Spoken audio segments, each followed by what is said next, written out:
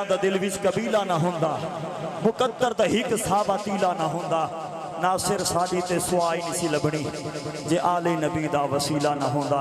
अये अहबाब ज़िक़दर सैयदुस सादात फ़ख्रुस सादात आलिम नबील फाज़िल जलील इंतहाई मोहब्बत शफ़क़त और प्यार भरी शख्सियत उल्तमिसूं जनाब पीर सैयद मोहम्मद असदुल्लाह शाह साहब ज़ीदा शरफ़ुहु अज़ीब व ज़ीनत आस्ताना आलिया पीर छत्र शरीफ आप व इन्नका लअला खुलुकिन अज़ीम।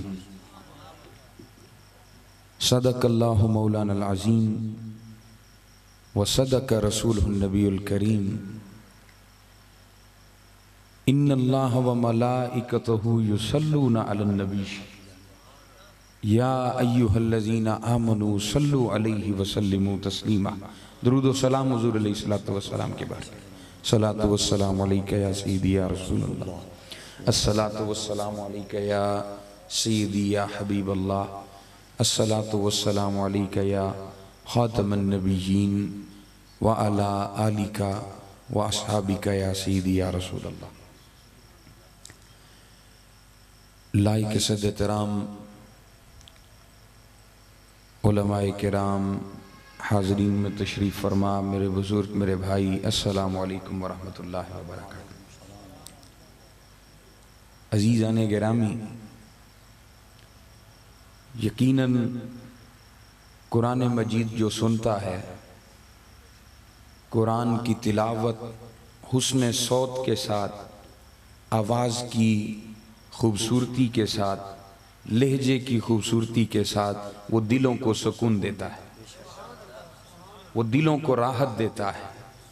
और अज़ीज़ाने गिरामी, कुरान की अज़मत ये है, ज़रा अब गौर कीजिएगा, कुरान पर आप गौर करें, कुरान मजीद की अज़मत क्या है और ये कितना अज़मत देने वाला कलाम है अल्लाह का, कि जो अल्लाह की बारगाह से कमली वाले की बारगाह में इसको लेकर आया वो मलाइका का सरदार,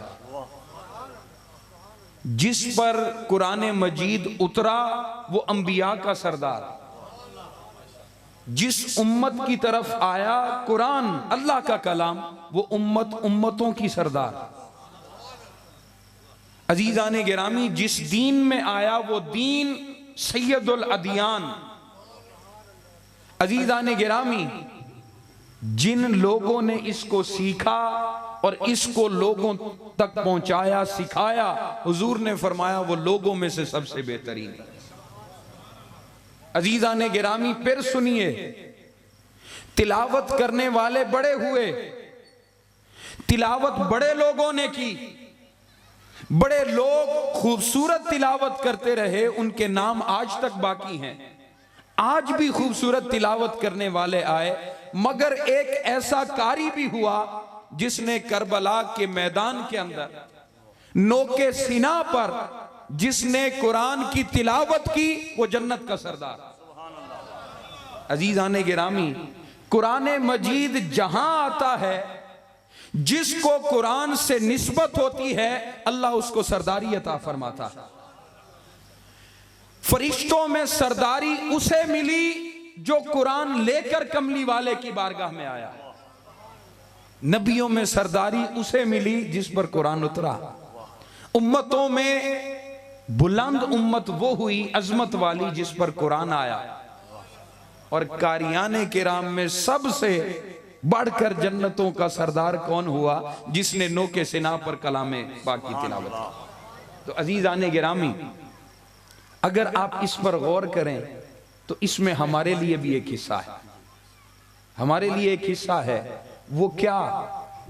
शायद आपके ज़हनों में अभी वो न हो, मगर हम कुरान से पूछते हैं, वो क्या जरिया है कि हम भी अल्लाह के नेक बंदों में से हो जाएं?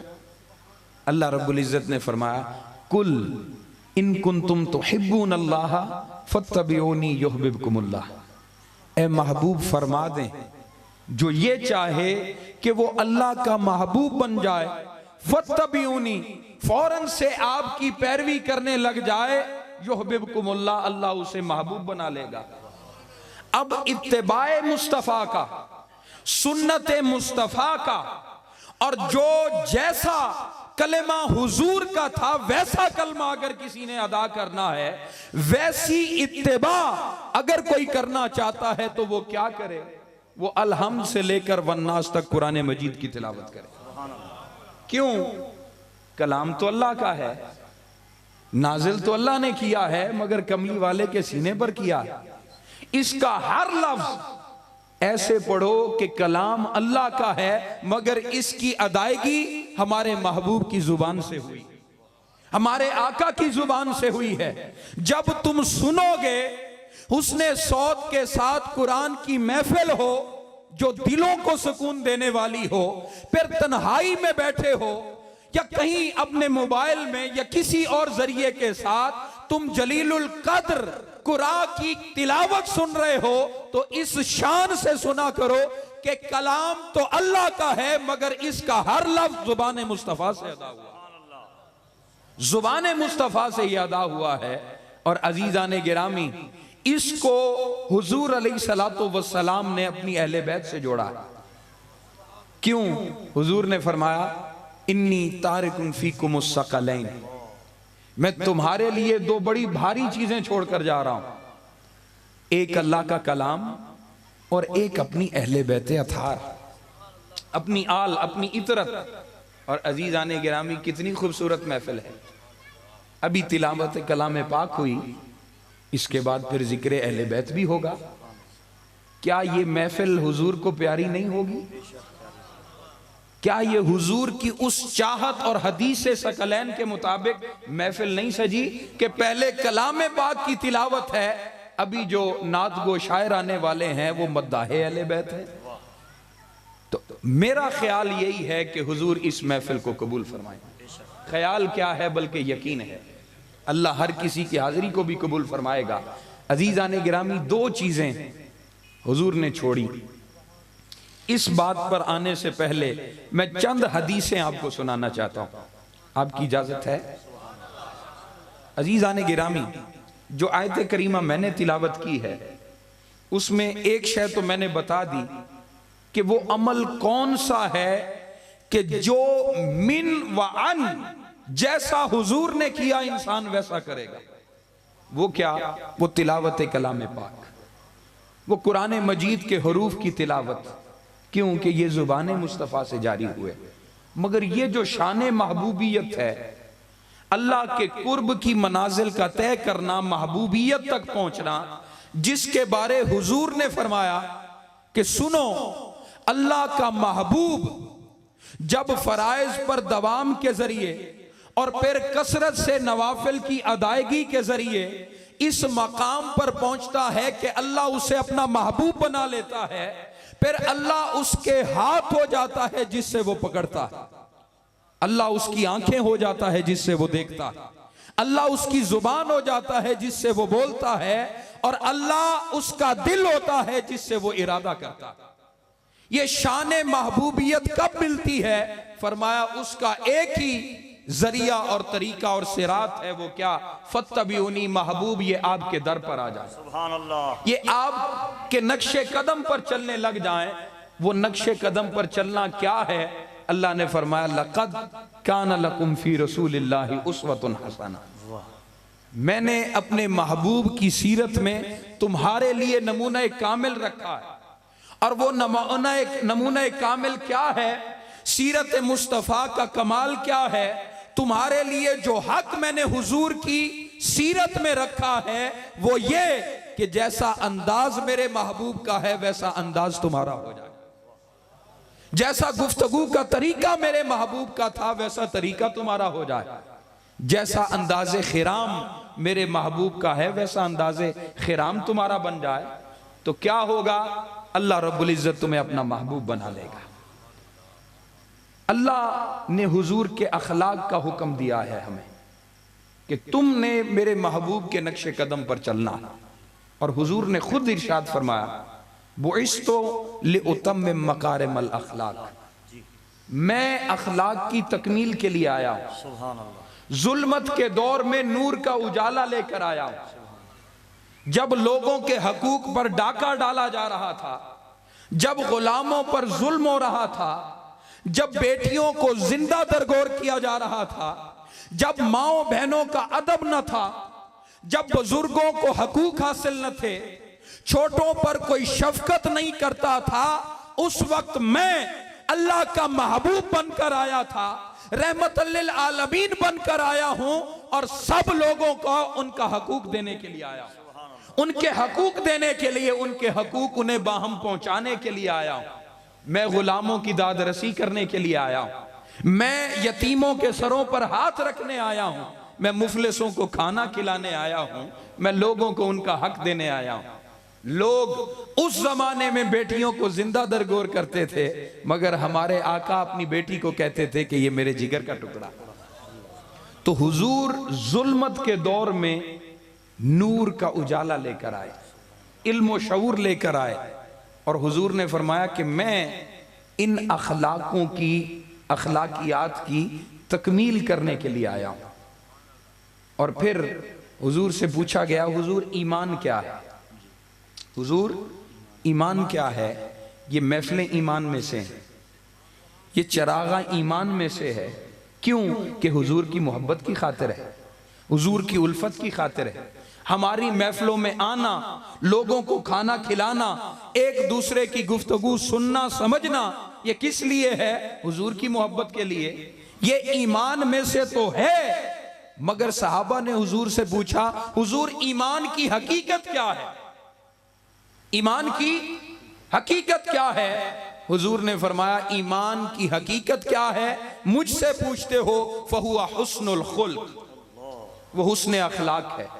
तुम्हारा लोगों से बर्ताव है, तुम्हारा लोगों से मेल जोल है, तुम्हारा लोगों से गुफ्तगू करने का अंदाज है, तुम्हारा चलने का अंदाज कैसा है, तुम्हारा लोगों का एहसास रखना कैसा है, तुम्हारा लोगों से बर्ताव कैसा है। जब किसी के ईमान की हकीकत को किसी ने देखना हो, तोलना हो, वो उसके अखलाक को देखे, उसके रहने सहने को देखे, उसके सारे अंदाज इखराम को देखे, उसे पता चल जाएगा कि इसका ईमान कामिल है या इसका ईमान नाक़िस।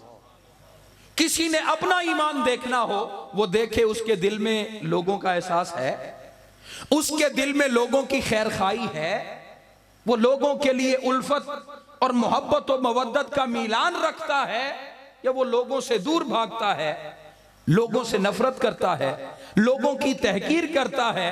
अगर तो वो अजमत बजा लाने वाला है, हर मोमिन का ख्याल रखने वाला है, हर किसी से ताल्लुक बेहतर करने वाला है, तो उसका ईमान अच्छा है।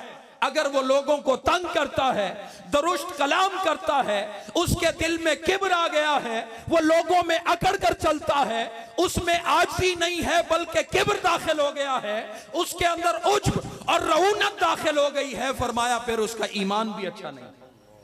हुजूर एक औरत है, अल्लाह के हकूक तो अदा करती है, नमाज पढ़ती है, रोजा रखती है, सदकात खैरात करती है, हुजूर हकूकुल्लाह की मुकम्मल अदायगी करती है, और सोने पर सुहागा ये कि उसकी कभी तहज्जुद भी कज़ा नहीं होती, कभी तहज्जुद भी कज़ा नहीं होती। एक तरफ ये इबादतों का हाल देखें, एक तरफ ये इबादतों का एहतमाम देखें कि तहज्जुद भी कज़ा ना हो, फराइज वाजिबात मुकम्मल अदा करे, हकूकुल्लाह की अदायगी करे।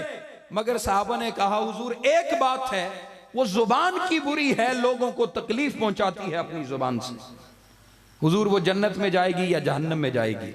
हुजूर ने फरमाया, उसकी ये सारी इबादतें, उसका ये सारा हकूकुल्लाह को बजा लाना कोई फायदा उसे तब तक नहीं दे सकता जब तक लोग उसकी जुबान के शर से महफूज न रहे।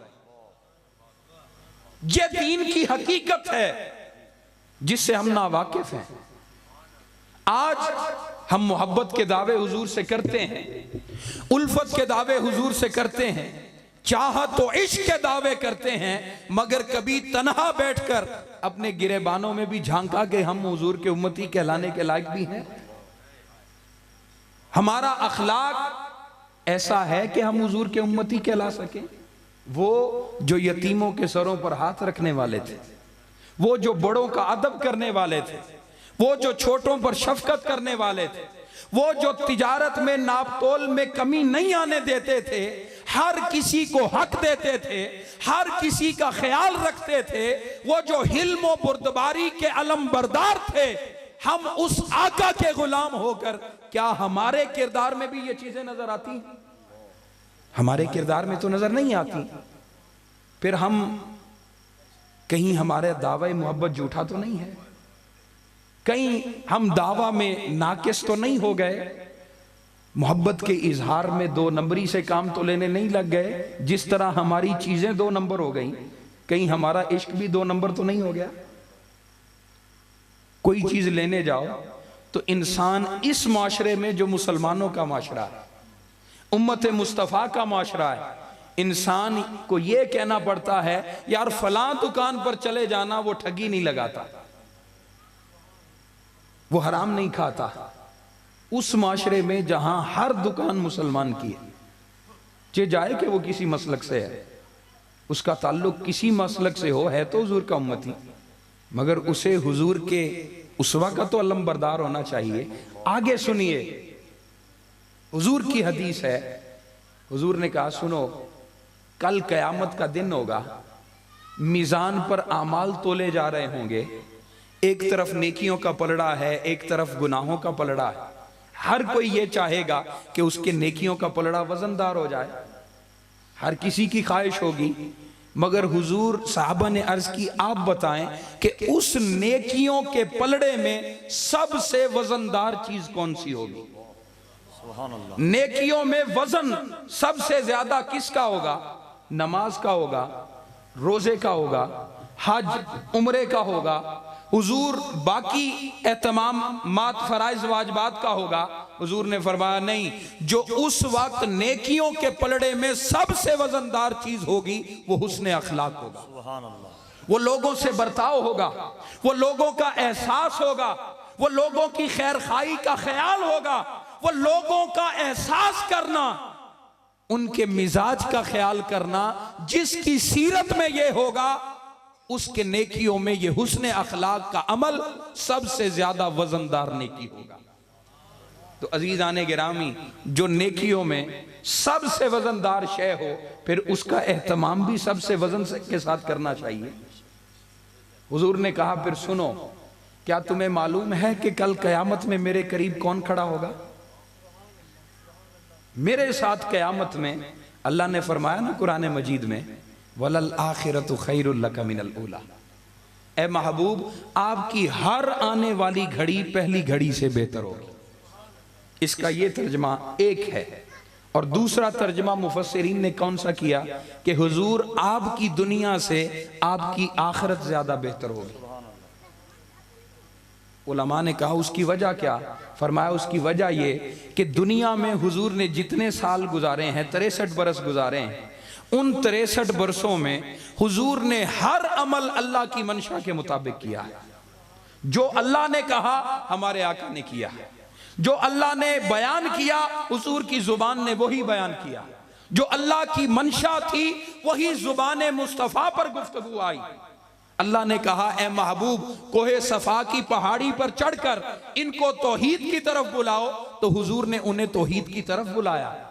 अल्लाह ने कहा महबूब ताइफ के बाजारों में जाइए और मेरा डर सुनाइए, हुजूर ताइफ के बाजार में चले गए, वहां डर सुनाया अल्लाह का, मगर उन्होंने हुजूर पर पत्थर भी बरसाए और हुजूर के नालैन मुबारक लहूलुहान हो गए। ए महबूब, दुनिया से तेरी आखिरत इसलिए बेहतर होगी कि दुनिया तूने मेरी मर्जी के मुताबिक गुजारी। कोहे सफा की पहाड़ी से लेकर गुंबदे खजरा में सफर करने तक, इस जहाने फानी से पर्दा फरमा जाने तक, ए महबूब जिंदगी का हर लम्हा तूने मेरी मर्जी और मेरी मंशा के मुताबिक गुजारा है।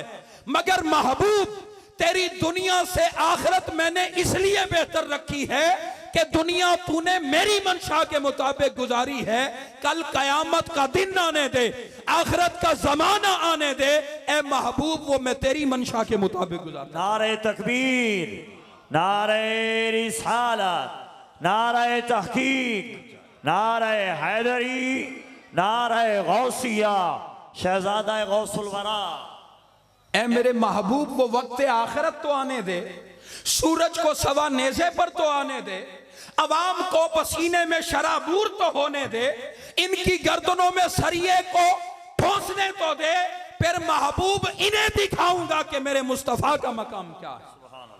आज ये बादशाहों के पीछे दौड़ते हैं, आज ये माल के पीछे दौड़ते हैं, जाहो मनसब के पीछे दौड़ते हैं।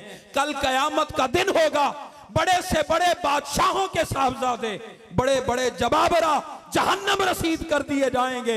ए महबूब, जब मैं तुझे मकामे महबूब पर बिठाऊंगा और तेरी मंशा के मुताबिक कयामत का दिन गुजारूंगा, लोगों को पता चल जाएगा कि मकामे मुस्तफा क्या है। सुभान अल्लाह। ए महबूब, तेरी दुनिया से तेरी आखिरत बड़ी बेहतर होगी। अब उम्मत में तजस्सुस पैदा हुआ, हमारे दिलों में तजस्सुस पैदा हुआ कि अब हुजूर का सलूक हमारे साथ क्या होगा। वो जिसने मेराज की रात गुनाहगारों को नहीं भूला, पैदा होते जिसने अपनी उम्मत को याद किया, अल्लाह के हजूर अर्श पर पहुंचा तो तोहफा अपने लिए नहीं लाया, अपनी उम्मत के लिए लेकर आया। ए महबूब, कहीं आप हमें कयामत में भूल तो नहीं जाएंगे? नहीं, ऐसा कभी नहीं हो सकता। क्यों? सब हजरत आदम के पास जाएंगे, वो कहेंगे इज़हबू इला गैरी, नूह के पास चले जाओ। हजरत नूह अलैहिस्सलाम के पास आएंगे, वो कहेंगे आज वक्त नहीं है, आज किसी और के पास चले जाओ। वो कहेंगे हजरत इब्राहीम के पास जाओ, हजरत याकूब और यूसुफ के पास जाओ, हजरत इसहाक के पास जाओ, याहया और जकरिया के पास जाओ, यहां तक के ईसा अलैहिस्सलाम तक हर कोई फिरेगा कि आज कोई हमारी सिफारिश करे, आज कोई हम पर अल्लाह को राजी कर दे, मगर हर कोई कहेगा कि मेरी मजाल नहीं है कि मैं अल्लाह के हजूर कोई कलमा कह सकूं। हजरत ईसा कहेंगे एक हस्ती है जिसके पास चले जाओ वो तुम्हारी मुश्किल को आसान कर देंगे। फिर सिर्फ मुसलमान नहीं, अव्वल से लेकर आखिर तक हर इंसान दरे मुस्तफा पर आएगा। ये हदीस है। हुजूर ने फरमाया उस वक्त सारी इंसानियत मेरे दर पर खड़ी होगी। वो शफात कुबरा का मकाम होगा, सबसे बड़ी शफात का मकाम होगा, जब सारे अहले महशर की सिफारिश हुजूर फरमाएंगे कि ए रब्बे जुल जलाल तू इनका हिसाब व किताब शुरू कर दे। सारे हुजूर की बारगाह में आएंगे, कुर्बान जाएं उस मकाम पर जहां माँ बाप छोड़ गए, जहां रिश्तेदार छोड़ गए, जिनकी महफिलों में बैठते थे, जिनके दावे थे कि हम तुझ पर जान कुर्बान कर देंगे, आज वो दोस्त भी छोड़ गए। आज कोई पुरसाने हाल नहीं है, आज कोई बाज परस करने वाला नहीं है, पूछने वाला नहीं है, सब छोड़ गए। मगर कुर्बान जाएं कमली वाले ने हमें नहीं छोड़ा। वो जो शहनशाह है रोजे कयामत का, उसने हमें नहीं छोड़ा। आप फरमाते हैं सुनो, कल कयामत का दिन होगा, जन्नती जन्नत में चले जाएंगे, जहन्नमी जहन्नम में चले जाएंगे, मैं अल्लाह के हजूर सजदा रेज हो जाऊंगा। अल्लाह फरमाएगा इरफा रासक या मोहम्मद, ए महबूब जरा सर तो उठाइए, जरा कहिए तो सही क्या कहना चाहते हैं। आपके रब का वादा नहीं है वलल आखिरतु खैरुल लका मिनल ऊला, महबूब आज तो तेरी मर्जी के मुताबिक दिन गुजारना है। ए मकामे महमूद पर फायज होने वाले मेरे महबूब, जरा हुक्म तो दे, तेरे हुक्म की तामील की जाएगी। हुजूर फरमाएंगे कि मैं उस वक्त अल्लाह की हम्द करूंगा जो कलेमात उस वक्त अल्लाह मेरे दिल पर इल्का करेगा, उन अल्फाज के साथ। और मैं क्या कहूंगा, ए रब्बे जुल जलाल, मेरे उम्मती जन्नत में भी चले गए मगर मेरे कुछ उम्मती जहन्नम में भी रह गए। ए मेरे मालिक, मुझे इजाजत दे कि मैं उन्हें जहन्नम से निकालूं और जन्नत में दाखिल फरमा दूं। अल्लाह फरमाएगा महबूब जाइए, जिनके सीने में राई के दाने के बराबर भी ईमान है, उन्हें जहन्नम से निकालिए और जन्नत में दाखिल फरमा दीजिए। हुजूर फरमाते हैं मैं आऊंगा, उन्हें जहन्नम से जिनके सीने में राई के दाने के बराबर भी ईमान होगा निकालूंगा, उन्हें जन्नत में दाखिल फरमा दूंगा। अब गौर से सुनिएगा, मैंने एक बात आपको करनी है। यह हदीस आपने हर किसी ने सुनी होगी, बड़ी मशहूर ज़माना हदीस है, मगर जो इस्तदलाल मैं करने लगा हूं वो शायद ज्यादा लोगों ने नहीं सुना होगा। हुजूर ने कहा कि मैं उन्हें निकाल दूंगा जिनके सीने में राई के दाने के बराबर भी ईमान होगा। फिर आऊंगा अल्लाह के हुजूर, सजदा रेज होऊंगा। अल्लाह फरमाएगा इरफा रासक या मोहम्मद, सलतोता वशफा तो शफ़ा, ए महबूब शिफात कीजिए, आपकी शफात को कबूल किया जाएगा। ज़रा सर तो उठाइए। हुजूर फरमाएंगे मैं फिर हम्द करूँगा, अल्लाह के हुजूर अर्ज़ करूँगा, बारी ताला जिनके सीने में राई के दाने के बराबर ईमान था उन्हें तो मैंने निकाल दिया, मगर मेरे कुछ उम्मती और भी बाकी रह गए हैं जिनके सीने में राई के दाने से भी कम ईमान था। ए अल्लाह मुझे इजाज़त दो कि मैं उन्हें भी निकाल कर जन्नत में दाखिल फरमा दूँ। अल्लाह फरमाएगा महबूब जाइए, आप उन्हें भी जिनके सीने में आधी राई के दाने के बराबर भी ईमान है उन्हें भी जहन्नम से निकालिए, जन्नत में दाखिल फरमा दीजिए। हुजूर फरमाते हैं मैं आऊँगा, आधी राई के दाने वालों को भी निकाल कर जिनके पास ईमान था जन्नत में दाखिल फरमा दूंगा, मगर फिर भी मेरे कुछ उम्मती पीछे रह जाएंगे जिनके सीने में आधी राई से भी कम ईमान होगा। फिर अल्लाह के हुजूर आऊँगा, सजदा रेज होऊंगा। अल्लाह फिर फरमाएगा महबूब सर उठाइए, आपका रब मानने को तैयार है। हुजूर फरमाते हैं, अल्लाह कहेगा महबूब फरमाइए क्या फरमाते हैं? मैं फिर कहूँगा ए रब्बे जुल जलाल मेरी उम्मत अभी भी जहन्नम में रहती। अल्लाह फरमाएगा महबूब जाइए, जिन्होंने फ़कत ला इलाहा इल्लल्लाह भी पढ़ा है, कोई अमल दुनिया में नहीं कर सके मगर दामन उन्होंने आपका पकड़ लिया था, ए महबूब उन्हें भी अपने साथ जन्नत में लेकर दाखिल हो जाए। फरमाया मैं आऊँगा, जिन्होंने कलमा पढ़ा होगा उन्हें भी जहन्नम से निकालूंगा, जन्नत में दाखिल फरमा दूंगा। अब हैरानगी की बात है कि अल्लाह ने फरमाया ए महबूब जाइए, आप उन्हें जहन्नम से निकालिए और जन्नत में दाखिल फरमाइए। इसकी वजह क्या है? निकालेंगे फरिश्ते, हुक्म अल्लाह का था। गए हुजूर, जहन्नम से निकाले गए, जन्नत में दाखिल कर दिए गए, मगर हुजूर को भेजने की वजह क्या थी?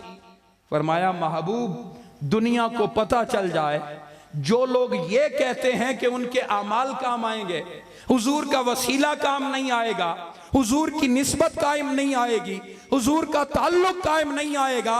ए महबूब मैं उन्हें बताना चाहता हूं कि अभी जिंदा हो, संभल जाओ, कल कयामत का दिन आएगा, मैं तुम्हें बताऊंगा तुम्हारे आमाल वो थे जो तुम्हें जहन्नम में लेकर गए थे।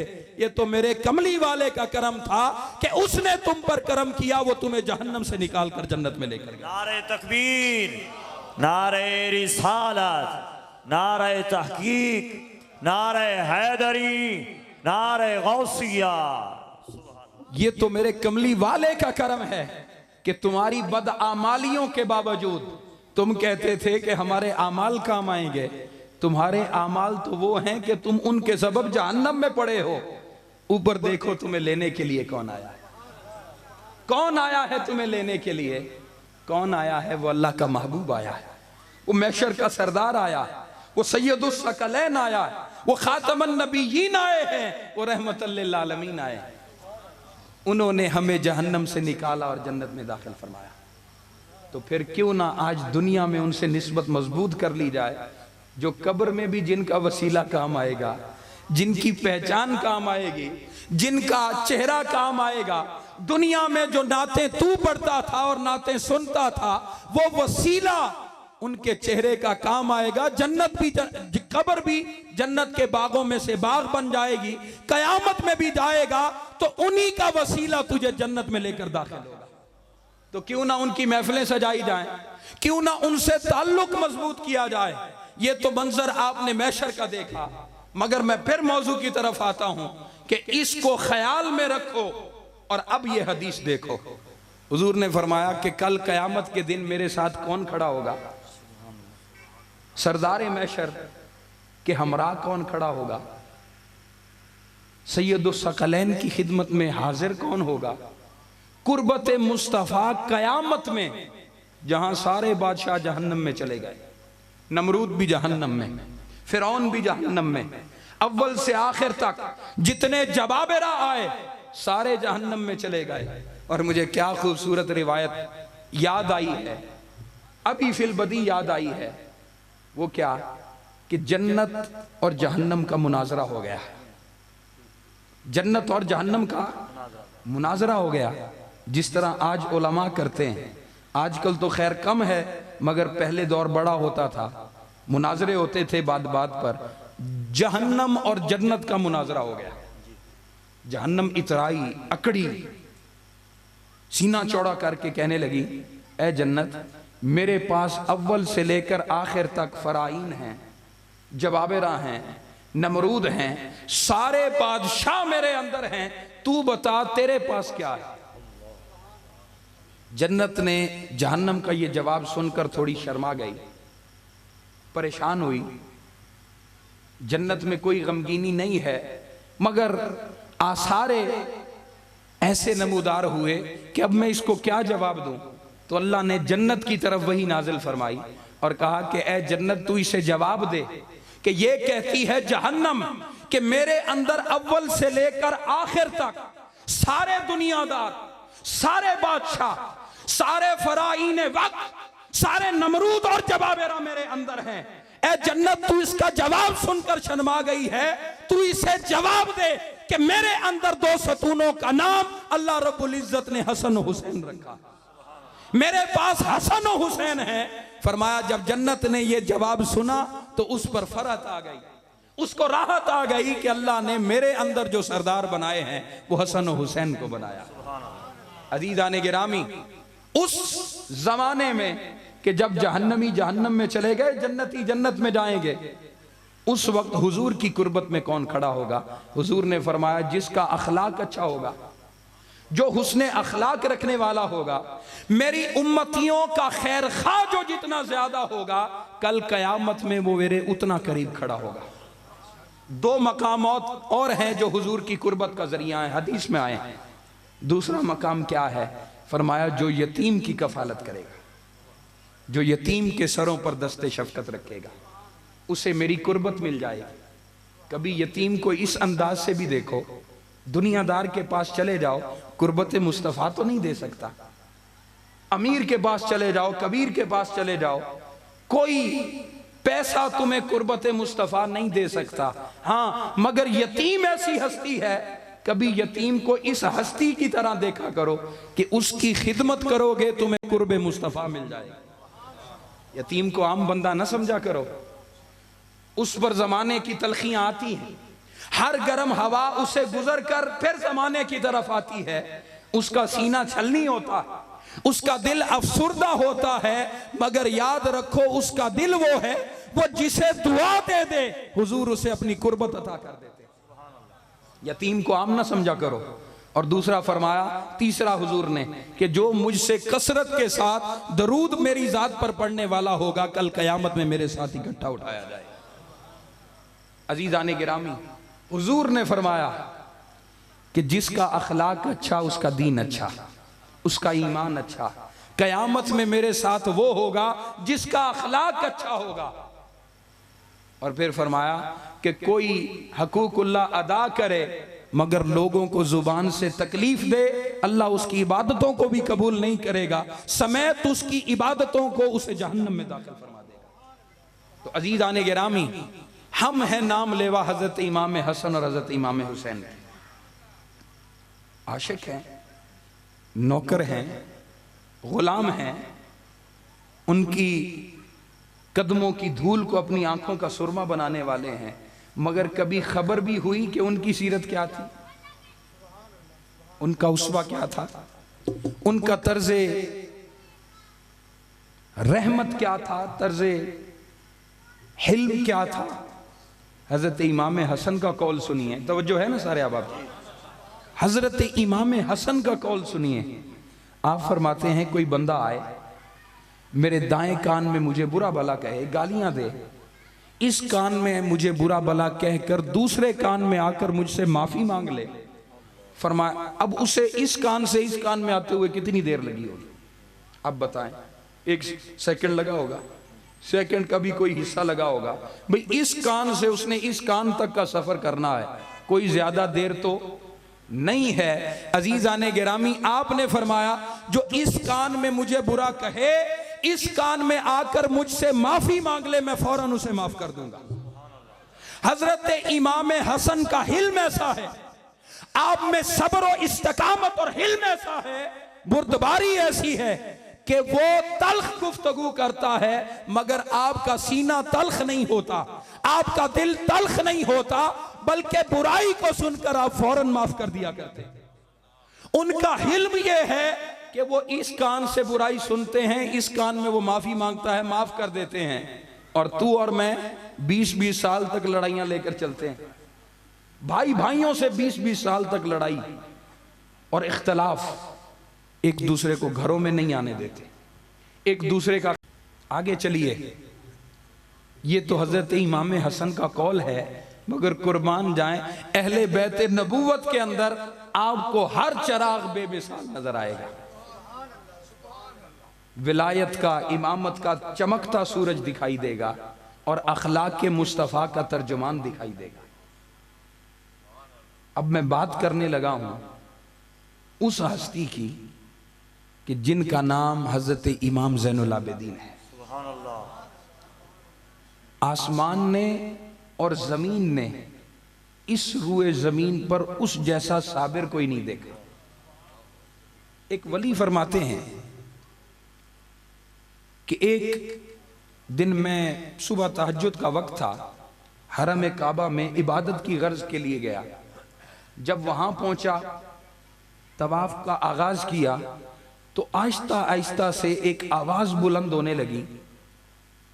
उस आवाज में इतना दर्द, इतना सोज था कि जिसके कानों में भी वो आवाज पड़ती वो रोने लग जाता। और वो अपनी दर्द भरी आवाज में मुनाजात कर रहा था और कह रहा था, बारी ताला मेरे गुनाह इतने हैं कि जमीन पर रेत के इतने जर्रे नहीं है, मेरे गुनाह इतने हैं कि समंदर में पानी के इतने कतरे नहीं है। ऐ बारी ताला, दरख्तों के इतने पत्ते नहीं हैं जितने गुनाह मेरे दामन के अंदर हैं। ऐ रब्बे जुल जलाल, आसमान पर इतना अदद सितारों का नहीं है जितना अदद मेरे गुनाहों का है। ऐ रब्बे जुल जलाल, तेरी जमीनों आसमान की इतनी वुसअत नहीं है जितनी वुसअत मेरे गुनाहों के अंदर है। ऐ रब्बे जुल जलाल, तू मुझे माफ फरमा दे। वो जलीलुल कद्र ताबी कहते हैं कि उसकी आवाज में इतना दर्द था कि जो सुनता था रोने लग जाता था। अपनी इबादतों को छोड़कर उसके पास आता था और दुआ करता था, बारी ताला ये कोई बड़ा गुनाहगार है, सारी रात होने को आई, तेरे हुजूर रोते जा रहा है, इसकी तौबा कबूल कर ले। हर कोई अपनी इबादतें छोड़ता, उसके करीब आके खड़ा हो जाता, उसके लिए दुआ करता, उसके लिए बख्शिश तलब करता। अजीज़ाने गिरामी, वो जलीलुल कद्र ताबी कहते हैं कि मैंने तवाफ मुकम्मल किया और मैंने देखा कि फजर का वक्त करीब आ गया।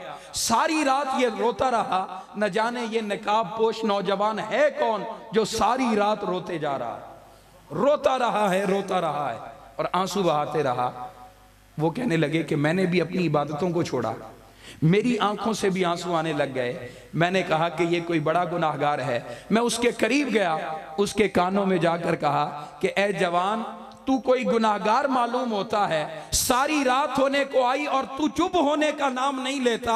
मैं अपनी सारी नेकियां तेरे हवाले करता हूं और अल्लाह से दुआ करता हूं अल्लाह तेरे गुनाहों को बख्श दे। मगर वो जवान था कि चुप होने का नाम नहीं लेता था। सारे अहले हरम अपनी इबादतों को छोड़कर उसके पीछे खड़े हो गए, उसकी दर्द भरी आवाज को सुनकर उसके लिए दुआ करते रहे। किसी को मालूम नहीं है कि ये कौन है। कहा कि मैंने हिम्मत की, दिल पर हाथ रखा कि देखूं तो सही, सारी रात रोने वाला, हर कोई इसके लिए दुआ कर रहा है और ये है कि अल्लाह के हुजूर रोते जा रहा है। मुझे नहीं था मालूम कि वो कौन है। मैं आगे गया, उसके चेहरे से नकाब पलटने के लिए करीब गया, कदम लरज रहे थे, हाथों पे कपकपी तारी थी कि न जाने इस नकाब के पीछे चेहरा किसका होगा, मालूम नहीं था। मगर करीब गया और उसके चेहरे से नकाब पलटा तो हैरान रहा कि वो सारी रात बवक्त फजर तक रोने वाला, अपने गुनाहों का तज़किरा करने वाला, अल्लाह के हुजूर मनाजात करने वाला, अल्लाह के हुजूर कहने वाला कि ए रब्बे जुल जलाल, तेरी जमीन पर रेत के इतने जर्रे नहीं हैं जितने अदद मेरे गुनाहों का है, समंदर में पानी के इतने कतरे नहीं हैं जितना अदद मेरे गुनाहों का है।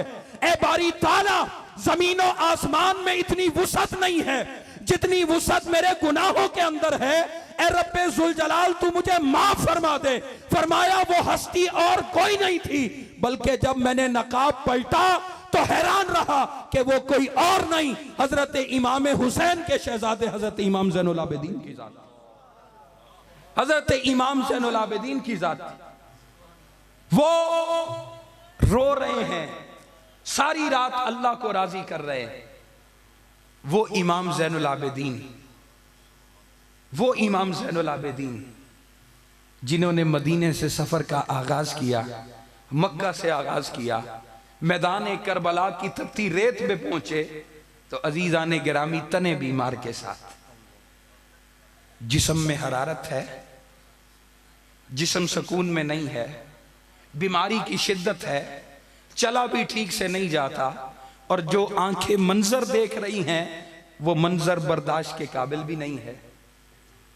मंजर क्या है कि छोटा भाई मासूम अली असगर, उसके हलकूम में तीर पैवस्त होता है। आपके बाबा वो तीर निकालते हैं तो एक फवारा खून का निकलता है, हाथ में लेते हैं और आसमान की तरफ उछालते हैं कि बारी ताला मेरे इस मासूम बच्चे की भी कुर्बानी कबूल कर लेना। भाई हैं बड़े जिनका नाम अली है और अली अकबर कहकर पुकारे जाते हैं। सर से लेकर पांव तक हुजूर की सरापा तस्वीर दिखाई देते हैं। उन जैसे भाई को आंखों के सामने शहीद होते देखा, कासिम जैसे दोस्त को शहीद होते देखा, हजरत अब्बास जैसे चचा को अपनी आंखों के सामने शहीद होते देखा, बाबा हुसैन को करबला के मैदान में जाता घोड़े पर सवार होकर जाते देखा और फिर उनकी शहादत की खबर को सुना। वो इमाम ज़ैनुल आबिदीन जिसका सीना इतना मजबूत है कि तन बीमार है मगर करबला के वाक़े को भी बर्दाश्त किया। फिर वो काफिला चला, दमिश्क में पहुंचा, शाम में पहुंचा, उसके साथ होने वाले सारे सलूक को भी देखा, जुल्म और सितम को भी देखा। फिर मदीने का सफर भी किया, फिर मदीना में बैतुल हुज़न बनाया, वो कमरा जहां अब सारा दिन सारी रात वफात तक, विशाल तक अल्लाह के हजूर रोते रहे, अपने रब को राजी करते रहे, अपने बाबा को याद करते रहे। वो इमाम ज़ैनुल आबिदीन एक रोज मदीने की सरजमीन पर गए, बाजार से गुजर रहे हैं, आपके अहिब्बा साथ हैं, दोस्त अहबाब साथ हैं। आगे गए तो एक फटे पुराने लिबास का आदमी शख्स गली में बैठा है। जब उसने हजरत इमाम ज़ैनुल आबिदीन को आते देखा तो उसने हजरत इमाम ज़ैनुल आबिदीन को गालियां देना शुरू कर दी, बुरा भला कहना शुरू कर दिया, लाख गुफ्तगू आपके मुताल्लिक करना शुरू कर दिया। आपके अहिब्बा आगे दौड़े कि इसे मालूम भी है ये किसके खिलाफ गुफ्तगू कर रहा है, किसके खिलाफ जुबान खोल रहा है, इसे पता भी है किसकी जात में बेअदबी कर रहा है। आगे दौड़ने लगे। हजरत इमाम ज़ैनुल आबिदीन ने अपने अहिब्बा को रोका, नहीं वो मुझसे मुखातिब है, उसका जवाब भी मैं खुद दूंगा। आगे गए, उसके सामने खड़े हो गए। वो देख रहा है कि मैंने गालियां दी हैं तो इसका जवाब भी गाली होना चाहिए। मैंने गाली दी है, इसके पास ताकत है, इसे मेरा सर कलम कर देना चाहिए। उसके दिमाग में ये सोच चल रही है, मगर जब इमाम ज़ैनुल आबिदीन सामने आए, उसके सामने खड़े हो गए तो हजरत इमाम ज़ैनुल आबिदीन ने पूछा कहीं भूखे तो नहीं हो, भूख तो नहीं लगी कि तुम्हें खाना खिला दूं। उसकी आंखें खुली की खुली रह गई, आंखें फटी की फटी रह गई कि मैंने तो गाली दी है, ये गाली देते, ये मुझे कत्ल कर देते, इनके पास तलवार है, इनके पास ताकत है, ये इनको कत्ल, ये मुझे कत्ल करवा देते, मेरा सर कलम कर देते। मगर ये हुस्ने सलूक के मुझसे खाने का पूछता है। जुबान जहां थी अटक गई, आंख जहां थी ठहर गई, जिस्म हिलता नहीं है, पसीने के आसार दिखाई देते हैं कि मैंने क्या कहा और इसने मुझसे क्या किया। फिर हजरत इमाम ज़ैनुल आबिदीन ने पूछा कहीं मकरूज तो नहीं हो, कर्ज में तो नहीं फंसे कि तुम्हारी इमदाद कर दूं, कर्ज की अदायगी करवा दूं। हैरान बैठा रहा। आपने अपने अहिब्बा से कहा, नौकरों से कहा कि मेरे माल में से चंद दिरहम और दिनार इसे दे दो, और देकर आप आगे चले गए।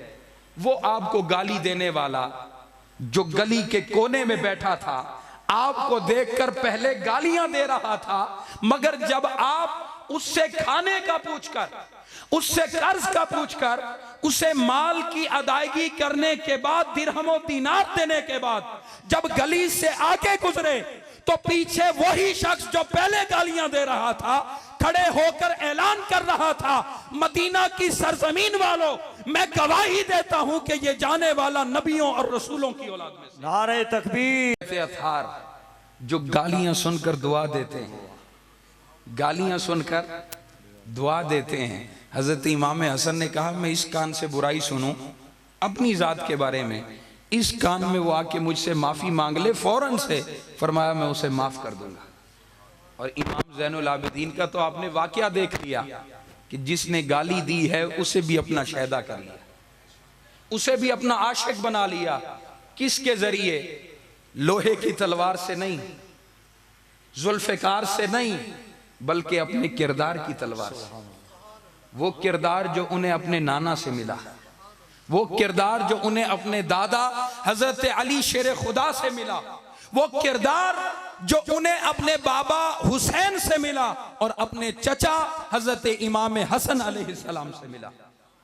अजीज़ाने गिरामी, अगर ये किरदार की तलवार हमारे पास आ जाए, ये किरदार की तलवार हमारे पास आ जाए, तो फिर हम दीन की खिदमत भी करें, हमें सिला भी मिले, हमें उसका असर भी दिखाई दे। हमारा माशरा जो जहन्नम की तस्वीर बन गया है, जन्नत का गहवारा भी बन जाए। कब होगा? जब हम अपने इख्तलाफ को भुलाकर, एक दूसरों के लिए दिलों को साफ करके, एक दूसरे से नफरतों को मिटाकर, अपने बहन भाइयों की तलखियों को भूलकर उनसे मोहब्बत का रिश्ता उस्तवार करेंगे, अल्लाह भी हमसे राजी होगा, अल्लाह का महबूब भी राजी होगा। वक्त पूरा। अजीज़ाने गिरामी, तवज्जो है अब सारे अहबाब की। आओ चलिए एक और मैं आपको अब हुजूर गौसुल आज़म की बारगाह में मैं आपको लाना चाहता हूं। आप अखलाक की तारीफ में से एक तारीफ करते हैं, बंदों की शिकायत होती है, आप दौड़ते हैं, अल्लाह को कोई प्यारा ढूंढते हैं, जाना चाहिए, उनसे दुआ करवानी चाहिए, मगर कभी यह भी सोचा कि ये मकाम आपको मिल जाए कि आपकी कोई दुआ अल्लाह रद्द न करे, आपकी हर दुआ कबूल करे, इसका भी कोई वजीफा है? हाँ है, जो मेरे दादा, मेरे जद्दे आला हुजूर सैयदना शेख अब्दुल कादिर जिलानी ने दिया है, हुजूर गौसुल आज़म ने दिया है। वो क्या? आप फरमाते हैं, अगर जुबान से तू सच बोले, अपनी जुबान को तू सच से वकार दे, अपनी जुबान से सच की इज्जत लेकर आए, सच के जरिए अपने किरदार को इज्जत दे, खुद को वकार दे, अल्लाह तुझे मकाम क्या देगा? और सच ऐसा बोले कि जमाने वाले तुझे सच्चा कहने लग जाएं कि जब बोलता है सच बोलता है। और सच बोलने के लिए तुझे कसम उठाने की जरूरत पेश ना आए, सच जाहिर करने के लिए फरमाया, जब तू इस मकाम पर पहुंच जाएगा कि तेरी जुबान से जब भी जारी हो सच ही जारी हो, फिर तू अल्लाह से जो मांगता चला जाएगा, अल्लाह तुझे अता करता चला जाएगा। हुजूर सैयदना शेख अब्दुल कादिर जिलानी, आपके बचपन का वाकया हर यहां बैठने वाले बच्चे ने भी सुना होगा, हमारे टेक्स्ट बुक्स में भी लिखा हुआ होता है, हमारी किताबों में, निसाब की किताबों में भी लिखा हुआ होता है। वो क्या कि आप जब बचपन में थे, जवानी की तरफ आ रहे थे, तो आपने अपनी वालदा से इजाजत मांगी कि अम्मा हुजूर हजरत सैयदा फातिमा उम्मुल खैर रजी अल्लाह ताला अन्हा, उनसे इजाजत मांगी अपनी वालदा से कि अम्मा जान इजाजत दें कि मैं बगदाद हसूल इल्म के लिए जाऊं, पढ़ने के लिए जाऊं। वालदा ने 40 दीनार उनकी कमीज के अंदर सी दिए और कहा, बेटा जाओ इल्म हासिल करो, ये अंबिया की मिरास है, इससे तुम्हें रोकती नहीं हूं, मगर एक नसीहत जिंदगी भर के लिए याद रखना, और मुमकिन है फिर तुमसे मुलाकात ना हो, ये मुलाकात आखिरी हो, बस एक ही नसीहत है कि जिंदगी में कभी झूठ मत बोलना। और वो अल्लाह की वलिया थी, क्यों ना हो, हुजूर गौसुल आजम की मां है, हुजूर गौसुल आजम के वजूद में उनके दूध की तासीर है जो नजर आई, जिनके साहबजादे औलिया के सरदार बने, वो वलिया जिनका कहना सच था कि बेटा अब्दुल कादिर आज के बाद तुझसे मुलाकात नहीं होगी, कल कयामत में होगी, मगर नसीहत याद रखना कि कभी झूठ ना बोलना। गए, काफिले के साथ रवाना हुए। अब काफिले वाला कोई नहीं जानता था कि ये हमारे साथ चलने वाला बच्चा कौन है। ये मासूम बच्चा कोई हुजूर गौसुल आजम को देखता नहीं था, एहसास भी नहीं था कि ये यतीम बच्चा क्या कर लेगा।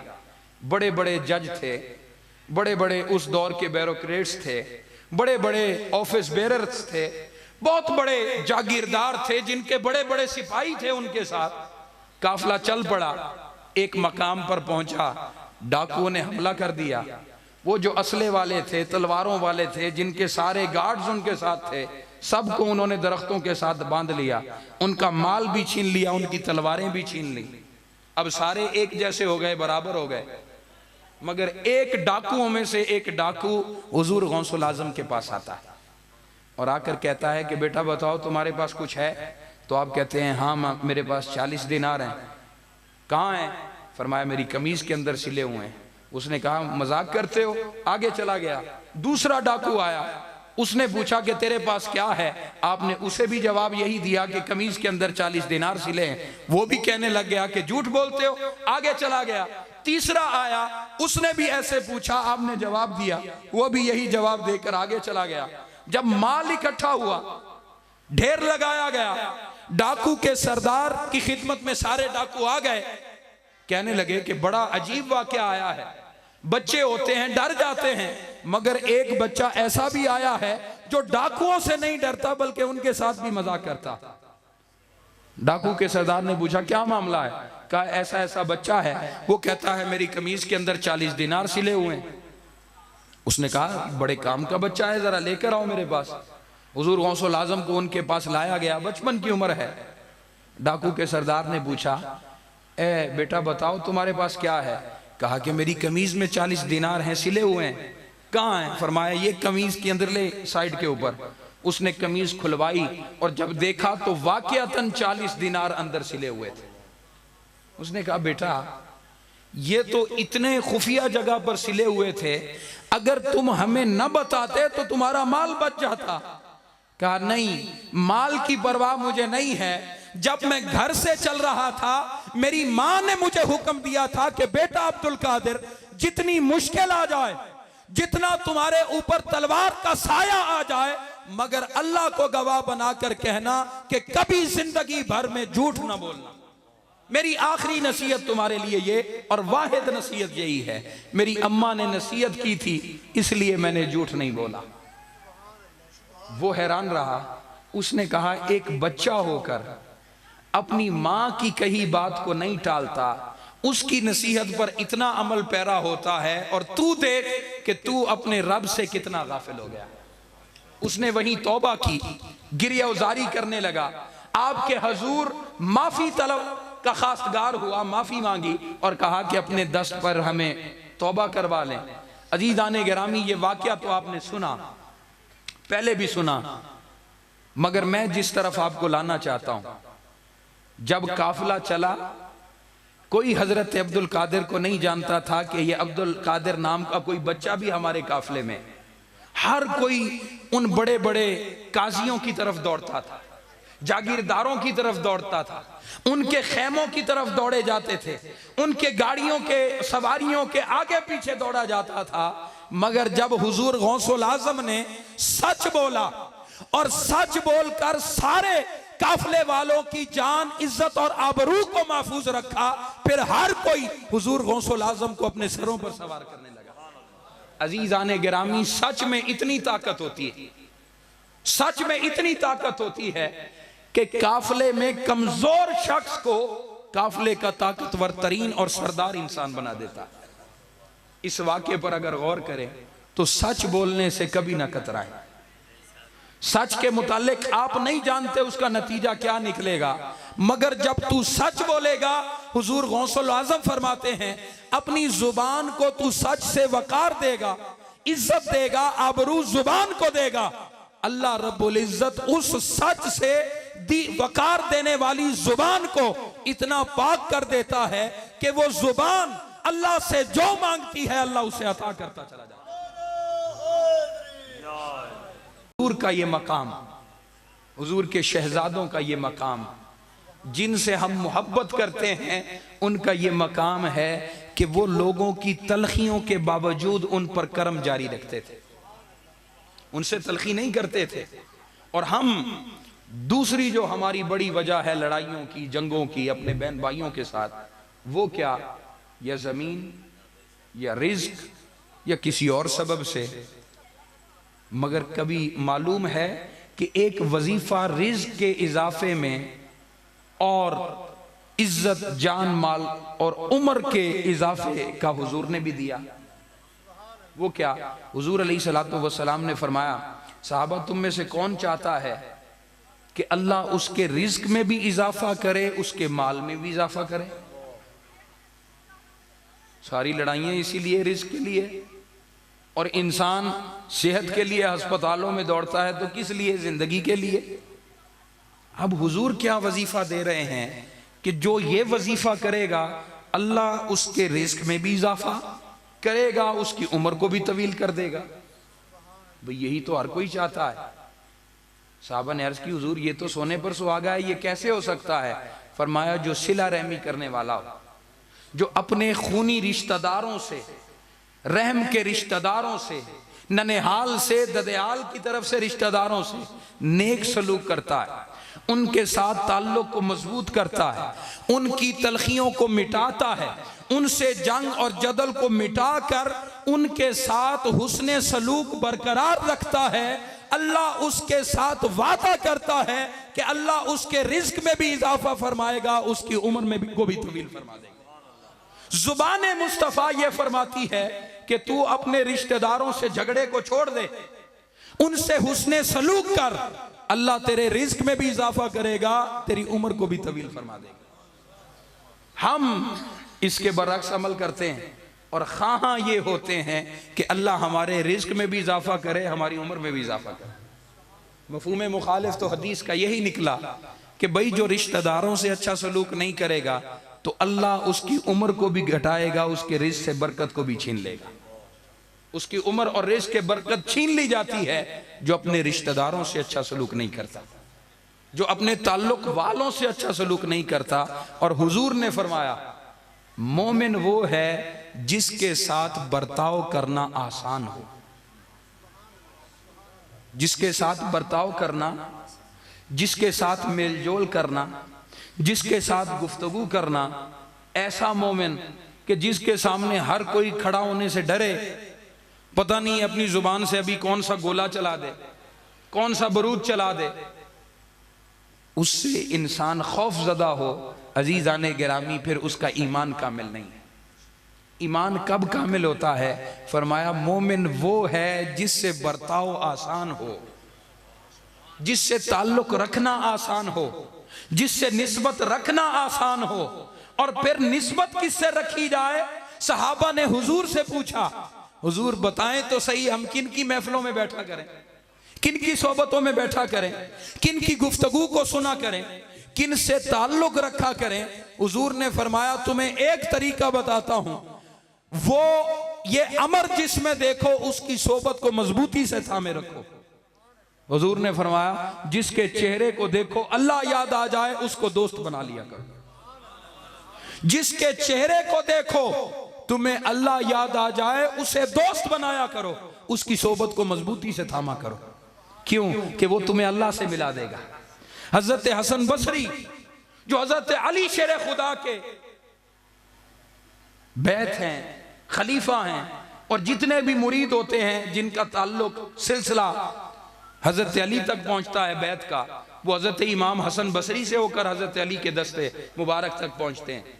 वो ख्वाजा हसन बसरी आप फरमाते हैं, मेरी एक बात सुन, मेरा मशवरा ये है कि जब तू किसी को दोस्त बनाने लगे, तवज्जो है ना सारे आप, जब तू किसी को दोस्त बनाने लगे, जब तू किसी के साथ ताल्लुक बनाने लगे, जब तू किसी को अपना हमराज बनाने लगे, तो सबसे पहले देखा करो कि उसकी दोस्ती तुम्हारी मौत को अच्छा करेगी या बुरा करेगी, तुम्हारी कब्र को रोशन करेगी या बेनूर कर देगी, उसकी दोस्ती कयामत में काम आएगी या नहीं आएगी, उसकी दोस्ती तुम्हें अल्लाह की रजा की तरफ लेकर जाएगी या अल्लाह की नाराजगी की तरफ। फरमाया अगर तो उसकी दोस्ती तुम्हें अल्लाह की रजा की तरफ लेकर जाए तो उसका दोस्त बनाना अच्छा है, और फरमाया अगर उसकी दोस्ती अल्लाह की नाराजगी का सबब बने तो फिर उसकी दोस्ती का कोई फायदा नहीं। दोस्त उसे बनाओ जिसकी दोस्ती इस दुनिया में फकत काम ना आए बल्कि कब्र और हशर में भी काम आए, कब्र में भी काम आए, हशर में भी काम आए। अगर ऐसा होगा तो फिर वो दोस्त अच्छा है। और हुजूर ने निशानी क्या बताई?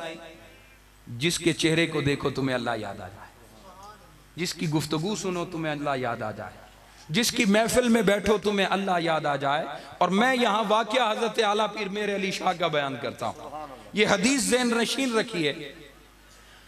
हुजूर आपकी हस्ती का ऐसा नाम है जिनका नाम सुन के इंसान के दिलों को राहत मिलती है। कभी अब नाम की तरफ गौर करना और दिल की तरफ भी निगाह करना कि दिलों को कितना सुकून मिलता है उनका नाम सुनकर, ताजदारे गोलड़ा का नाम सुनकर। हजरत आला पीर मेरे अली शाह रहमतुल्लाह ताला अलैह, जो मेहर भी हजरत अली की बांटने वाले। अजीज़ाने गिरामी, उनका दौर था, आप हयाती में थे, हयात थे। 3 दोस्त पोटोहार के इलाके के, उन्होंने इरादा किया यार मेरी ये परेशानी है, मैंने हजरत से दुआ करवानी है, गोलड़ा की सरजमीन पर अल्लाह का एक महबूब बंदा बसता है, उससे दुआ करवानी है, लिहाजा हमारे साथ चलो। दूसरे ने भी कहा, तीसरे ने भी, हमारी ये परेशानियां, हमने ये दुआ करवानी है। तीनों दोस्तों ने टाइम बनाया, उस टाइम आपके आस्थाना गोलड़ा शरीफ पर पहुंच गए। आपकी महफिल सजी थी, आपकी महफिल में आकर बैठे और हुजूर हजरत आला पीर मेहर अली शाह गुफ्तगू फरमा रहे थे। आपकी महफिल में बैठे और आपकी गुफ्तगू सुनते रहे, काफी देर बैठे रहे, आपकी गुफ्तगू सुनते रहे। जब महफिल बर्खास्त हुई, उठकर ऐसे ही चले आए। रास्ते में एक दोस्त कहने लगा यार दुआ करवाई है तूने, वो मुश्किल की आसानी के लिए करवानी थी। कहा यार मुझे तो याद नहीं रही। तीसरे से पूछा भाई तुझे याद रही? दुआ करवाना तूने, वजीफा पूछना था, दुआ करवानी थी। कहा यार मुझसे पूछते हो तो मुझे भी याद नहीं रहा। उन्होंने कहा पहले बंदे से जो जिसने आगाज किया, भाई तुझे दुआ करवाना याद रहा, तूने दुआ करवाई? उसने कहा यार मुझे भी याद नहीं रहा दुआ करवाना। उन तीनों में से एक दोस्त वो पोटोहारी जुबान में कहने लगा, ओ यारा दुआ भावे ना करा सके मगर चंद या सैयद तकी जुले कि खाली हाथ वापस नहीं जा रहे। तुम ख्याल करो कि नुकसान हो गया, दुआ नहीं करवा सके, मैं तुम्हें तसल्ली देता हूं कि खाली हाथ वापस नहीं जा रहे, बल्कि हुजूर की आल में से एक चांद जैसे सैयद का दीदार करके घर के जा रहे हैं। अब दूसरी बात, उन्हें याद क्यों ना रहा दुआ करवाना? आज जो मुरीद आता है वो तो नहीं भूलता, टलियां दम करवाने के लिए आएगा, तवीज लेने के लिए आएगा, घास दम करवाने के लिए आएगा, कई कई चीजें नई नई लेकर आ जाते हैं दम करवाने के लिए आएगा, वो तो अपने इन बातों को नहीं भूलेगा। मगर हजरत आला पीर मेरे अली शाह की बारगाह में वो गया। तीनों दोस्त क्यों भूल गए? किसी एक को तो याद रहता। आओ मैं तुम्हें वजह बताता हूं। वजह क्या थी? वजह ये थी कि हजरत आला पीर मेरे अली शाह अल्लाह के सच्चे वली थे, और वली की, अल्लाह के दोस्त की निशानी अल्लाह के महबूब ने फरमाई है कि उनके चेहरे को देखो तो तुम्हें अल्लाह याद आ जाए। और जब अल्लाह याद आता है फिर सारी परेशानियां भूल जाती। फिर इंसान कोई परेशानी याद नहीं रखता, बस अल्लाह की याद होती है। बंदा अल्लाह की बारगाह में बैठा होता है, अल्लाह का जिक्र करता है और दिल की हर धड़कन अल्लाह अल्लाह का जिक्र करती है। कब? जब हजरत आला पीर मेहर अली शाह जैसे पीर सामने बैठे, फिर उनका चेहरा इंसान देखता है, अपनी परेशानियां भूल जाता है, अपने गम भूल जाता है, अपनी तलखियों को भूल जाता है, अपनी फिक्रों को भूल जाता है, अपनी पशेमानियों को भूल जाता है, और दिल में अल्लाह का नूर लेकर घरों की तरफ जाता है और अपने दिलों को आबाद करके जाता है। और ये दिल की खेती आबाद कब होती है? जब इंसान हुस्ने अखलाक की तरफ आता, जब इंसान अपने दिलों में नरमी पैदा करता है, सीरत मुस्तफा पर चलता है, हुजूर से हिल्म की दौलत लेता है। हजरत इमाम हसन और हजरत इमाम हुसैन, तवज्जो है सारे अहबाब की, हजरत इमाम हसन और हजरत इमाम हुसैन, जब हुजूर का विसाल हुआ, इन दोनों शहजादों की उम्र 7-8 साल के करीब थी। कितनी? 7-8 साल के करीब। दोनों शहजादों में साल से भी कम उम्र का फर्क है, 10 महीने का गालिबन फर्क है। अजीजान गिरामी, दोनों शहजादे जब हुजूर का विसाल हुआ 7-8 बरस की उम्र में थे। इस उम्र में जो इंसान कोई वाकयात देखता है तो वो यादाश्त और उन यादों के नकूश धुंधला जाते हैं, तो इंसान उनको पुख्ता करने के लिए, उन यादों के नकूश को पुख्ता जहन में जमाने के लिए अपने बुजुर्गों से, उस दौर के बुजुर्गों के वाकयात सुनता है। आप भी हजरत इमाम हसन अपने मामू जान, आप हैरान होंगे कि हजरत इमाम हसन के मामू जान कौन हैं? सैयदा फातिमतुज़ ज़हरा के भाई कौन हैं कि जिनसे हजरत इमाम हसन हुजूर के खसाइल व खसाइस का पूछते थे? अजीज़ान गिरामी, हजरत हिंद बिन अबी हाला, जो सैयदा खतीजतुल कुबरा सलामुल्लाह अलैहा, आपके पहले ज़ौज में से आपके बेटे थे और सैयदा फातिमतुज़ ज़हरा के सौतेले भाई थे। हजरत इमाम हसन और हजरत इमाम हुसैन के मामू हुए। हजरत इमाम हसन उनसे हुजूर की सारी गुफ्तगू सुना करते थे और हुजूर के खसाइस व खसाइल को याद किया करते थे। और तारीख़ कुतुब खसाइस व खसाइल में जो सबसे बुलंद जिक्र मिलता है वो एक हजरत हिंद बिन अबी हाला से और दूसरा जामे बयान हजरत अली शेर खुदा से मिलता। हजरत इमाम हसन के तरीके से हजरत हिंद बिन अबी हाला से वो फरमाते हैं कि मैं अपने मामू जान से सुनता था। आगे बड़ी ज़ौक़ वाली बात है, फरमाते हैं कि मैं जो बातें अपने नाना की अपने मामू जान से सुनता था वो अपने भाई हुसैन से छुपा कर रखता था, हुसैन को नहीं बताता था। भाइयों में ये बात चलती है, बराबरी का रिश्ता होता है तो एक दूसरे से बातों को छुपाया जाता है। फरमाया एक दिन मेरा जी चाहा कि मैं हुसैन के सामने जाकर अपने नाना का जिक्र करूं। भाई उन्होंने हमारा नाम रखा, और जब नाम रखा था तो सहाबा कराम ने पूछा, हुजूर ये हसन नाम आपने रखा है, ये हुसैन नाम आपने रखा है, आज से पहले ना अरब में किसी का नाम हसन और हुसैन है, ना दुनिया में कहीं हमने देखा कि किसी का नाम हसन रखा गया हो या हुसैन रखा गया हो। क्या है? फरमाया हुजूर ये कहां से आए? फरमाया जन्नत से आए। फरमाया तो फिर हुजूर फरमाएं जन्नत में किसी का नाम, बड़ी मखलूकात हैं, हूरे हैं, गिलमान हैं, मलाइका हैं, क्या उनमें किसी का नाम हसन और हुसैन है? फरमाया नहीं। और सुनते हो जन्नत में भी किसी का नाम पहले न हसन था न हुसैन था। फरमाया हुजूर फिर ये कहां से आए? फरमाया अल्लाह ने रखे तो ये दोनों नाम जन्नत में थे, मगर अपने पर्दों में छुपा रखे थे। जब मेरा बेटा हसन पैदा हुआ तो अल्लाह ने हुक्म दिया कि इसका नाम हसन रखो, और जब हुसैन पैदा हुआ फरमाया कि इसका नाम हुसैन रखो। नारे तकबीर, नारे रिसालत, नारे तहकीक। इमाम हसन ने कहा कि मैंने ख्याल किया, हमारा नाम रखा, हमें कंधों पर सवारी कराई, हमें जुबान चुसवाई, हमारे लिए अल्लाह के महबूब ने सजदों को तूल दिया, हम दोनों भाइयों के लाड उठाते थे, क्यों ना आज हुसैन के सामने जाकर अपने नाना का तज़किरा करो।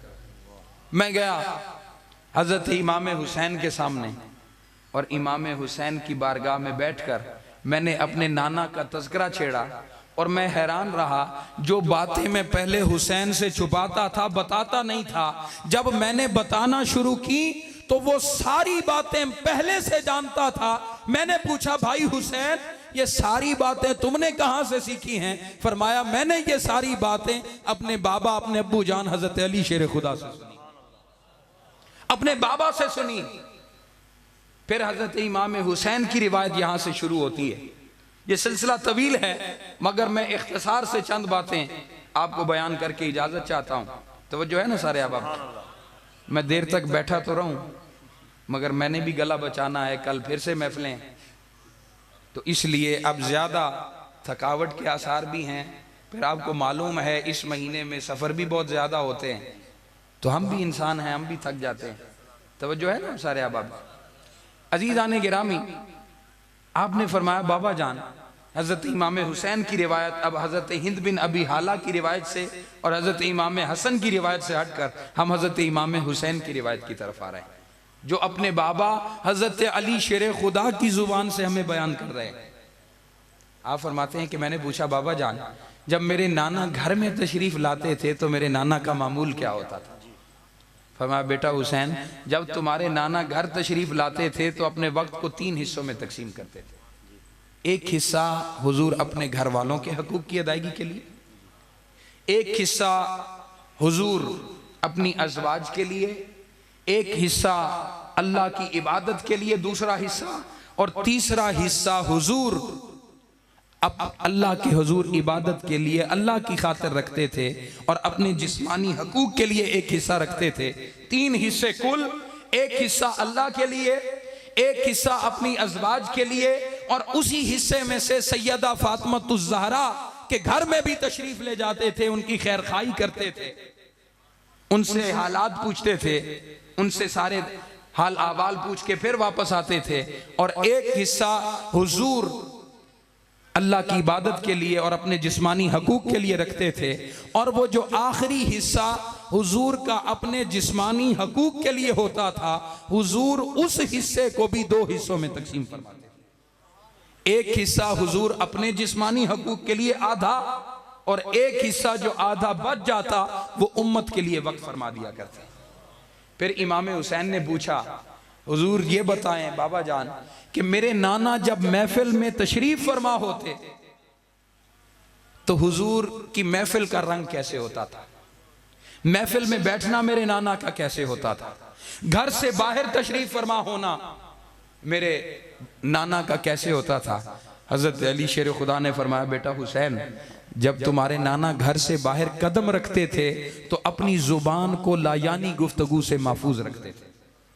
बेमकसद बात हुजूर की जुबान पर नहीं आती थी, बेमकसद गुफ्तगू हुजूर की जुबान पर भी नहीं होती थी। जो हुजूर की महफिल में बैठा होता, हुजूर उसकी जुबान को भी बेमकसद गुफ्तगू से महफूज रखा करते थे। और फरमाया, बेटा हुसैन, कोई ना कोई फिक्र होती थी जो हर वक्त हुजूर को लाहिक होती थी, या आखिरत की फिक्र होती, या ईमान की फिक्र होती, या शरीयत की या दीन की फिक्र होती, कोई ना कोई फिक्र होती थी जो हर वक्त हुजूर को लाहिक होती थी। हुजूर हर वक्त किसी ना किसी फिक्र में होते थे। अपनी जुबान को हुजूर चुगली से बचाते, गीबत से बचाते, लोगों पर इल्जाम तराशी से बचाते, लोगों की ऐब जोई से, गीबत से बचाते। और फरमाया, अपनी महफिल में आने वाले हर बंदे को गीबत से भी बचाते थे, इल्जाम तराशी से भी बचाते थे, दूसरे की तहकीर और बेआबरू होने से भी उसे बचाते थे। ये हुजूर की महफिल का रंग होता था। और फरमाया, बेटा हुसैन, तुम्हारे नाना की महफिल का रंग ये होता था कि हुजूर हर किसी को अपनी तवज्जो का हिस्सा दिया करते, अपनी तवज्जो से खास हिस्सा महफिल में बैठने वाले हर बंदे को दिया करते। अब हम तो नहीं दे सकते, जितने नात खान बैठे हैं, उलमा बैठे हैं, इनसे भी पूछें, हर महफिल में बैठने वाले बंदे को बंदा नहीं देख सकता। क्यों? कि कोई पीछे छुप कर बैठा होगा, कोई कहीं बैठा होगा, किसी अंदाज से बंदा नहीं देख सकता। मगर ये हुजूर का मौजज़ा था। हजरत अली फरमाते हैं, जो हुजूर की महफिल में आकर बैठता था, हुजूर की महफिल में बैठने वाले जिस मर्जी बंदे से कोई पूछ ले कि भाई सबसे ज्यादा बढ़कर हुजूर मोहब्बत किससे फरमाते हैं, तो हर बैठने वाला हुजूर की बारगाह का ये फरमाता था कि हुजूर सबसे ज्यादा बढ़कर मुझसे मोहब्बत फरमाते हैं। हर बंदा कहता था कि हुजूर मुझे देखते हैं और सबसे ज्यादा मोहब्बत भी हुजूर मुझसे फरमाते हैं। ये हुजूर की महफिल का रंग था। और फरमाया, बेटा हुसैन, तुम्हारे नाना का बैठना भी अल्लाह के जिक्र के साथ होता था, तुम्हारे नाना का उठना भी अल्लाह के जिक्र के साथ होता था। ये महफिल का रंग था हुजूर का। हम भी चौरस्तों में बैठते हैं, हम भी महफिलें सजा कर बैठते हैं, मगर महफिलें सजाएं, मगर उनमें रंगे मुस्तफ़ा दाखिल फरमा दें। गीबत से अपनी महफिलों को पाक कर दें, अपने अखलाक को आला करें, अच्छा करें, सुथरा करें। जब सुथरा करेंगे अल्लाह के महबूब के भी महबूब बनेंगे, अल्लाह रब्बुल इज्जत के महबूब की कुर्बत भी पाएंगे। अखलाक को बेहतर बनाकर कयामत में हुजूर के करीब भी पहुंचेंगे, अपने ईमान को भी कामिल करेंगे, अपने दीन को भी कामिल करेंगे। और फरमाया, बेटा हुसैन, तुम्हारे नाना हजरत मोहम्मद मुस्तफ़ा की महफिल इल्म, हिल्म, सब्र, हया और अमानत की महफिल होती थी। इल्म, हिल्म, सब्र और अमानत और हया की महफिल होती थी। अमानत की महफिल क्यों होती थी? जब कोई हुजूर की बारगाह में आता, हुजूर से कुछ मांगता, परेशानी बयान करता, हुजूर उसकी परेशानी लोगों के सामने आश्कार नहीं करते थे, उनके मसाइल को लोगों के सामने नहीं करते थे। आज तो किसी से कोई सफेद पोश मांगने आ जाए तो वो 10 बंदों को जाकर बताएगा, यार वो मुझसे पैसे मांगने के लिए आया था, वो मुझसे ये करने के लिए आया था। नहीं, हुजूर की महफिल अमानत की महफिल होती थी।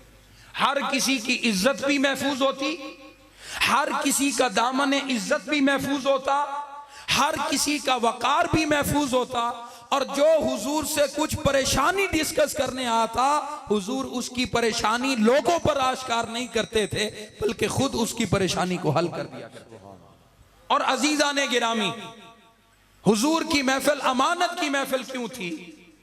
कि जो हजरत अली फरमाते हैं, इसलिए कि जो हुजूर की महफिल में बैठा होता, वो अमीर होता या गरीब होता, हुजूर की महफिल में हर किसी को बराबर इज्जत दी जाती।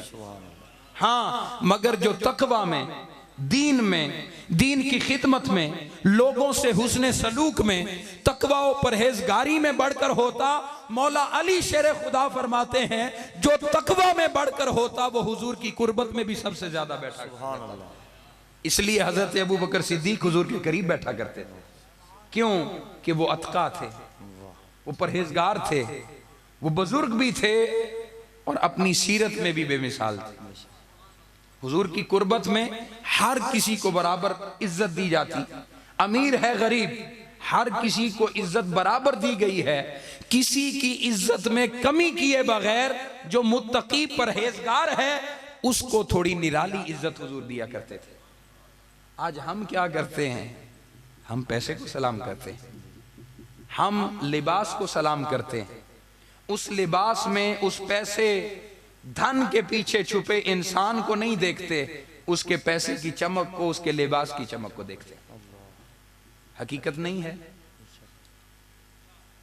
वजादार आदमी हो, नेक आदमी हो, दस्तार सजाने वाला आदमी हो, परहेजगार हो, नमाजी हो, इज्जतदार आदमी हो, मगर मजबूर हो कि उसके पास पैसा नहीं है, उसकी इज्जत भी कोई नहीं करता।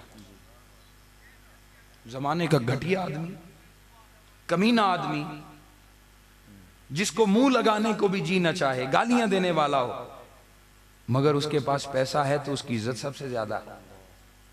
आज मुसलमानों को क्या हो गया? हमारे आका तो महफिल में उसे इज्जत देते थे जो वकार में बढ़कर होता, जो तकवा में बढ़कर होता। हमारी महफिलों का वो रंग क्यों नहीं है? आप ऐसे, हम कितना सैयदों से आले रसूल की खिदमत का दावा करते हैं, मगर मैं यकीन से कहता हूं जो पैसे वाला सैयद हो, इज्जत भी उसी को मिलती है। हकीकत बात कर रहा हूं भाई। खूने मुस्तफ़ा, उस गरीब जिसके कपड़े फटे हैं, वो भी तो सैयद है। अगर कदर खूने मुस्तफ़ा की करनी है, फिर उसके कपड़ों को तो ना देखो, उसे ये तो ना देखो वो मोटरसाइकिलों का काम कर रहा है, वो कहीं मजदूरी कर रहा है, मेहनत मजदूरी कर रहा है। और यकीन रखो, मैं दावे से कहता हूं, जो बड़े अच्छे लिबास का आदमी हो और बड़ा वजादार सैयद हो और एहतमाम करने वाला हो, उससे ज्यादा नजरे करम हुजूर की अपने गरीब बेटे पर होती। और ये हकीकत है। क्यों? कि चूल्हे पर मां बैठी हो और 10 बच्चों को खाना देना हो, जो ताकतवर हो, अच्छी अच्छी बोटियां खींचने वाले हों, मां एक बोटी उस कमजोर के लिए जो मांग नहीं सकता, हया करता है, अच्छी बोटी उसी के लिए छुपा कर रखती है। माँ अपने बच्चों को समझती है कि कौन ताकतवर है, कौन अपना हक छीन सकता है, कौन अपना हक नहीं लेता, तो माँ उसके लिए सबसे अच्छी बोटी बचा कर रखती है कि मैं उसी को खिलाऊंगी। तो अजीज़ाने गिरामी, उन सैयदों की खिदमत करो जो तुम्हें इधर चलते फिरते गरीब नजर आए, और हकीकी सैयदों, ऐसे सैयद ना हो कि जो बने हुए हों, कई हैं, कई बने। और सिर्फ ये नहीं है कि किसी खानदान की इज्जत करनी है, सिर्फ सैयदों की इज्जत करनी है, नहीं, हुजूर का हर उम्मती हुजूर की कराबत में से है। जिसके लिए बख्शिश पैदा होते हुजूर ने मांगी है, हुजूर को वो प्यारा है तो हुजूर ने उसके लिए बख्शिश मांगी है। अर्श पर हुजूर पहुंचे, अपने उम्मतियों के लिए तोहफा लेकर आए और अल्लाह से उनकी बख्शिश मांगते रहे। अल्लाह को अपने, अल्लाह के महबूब को अपने उम्मतियों से मोहब्बत है तो उनसे ताल्लुक कायम है तो उनके लिए ये तोहफा लेकर आए, उनके लिए अल्लाह से बख्शिश मांगते रहे।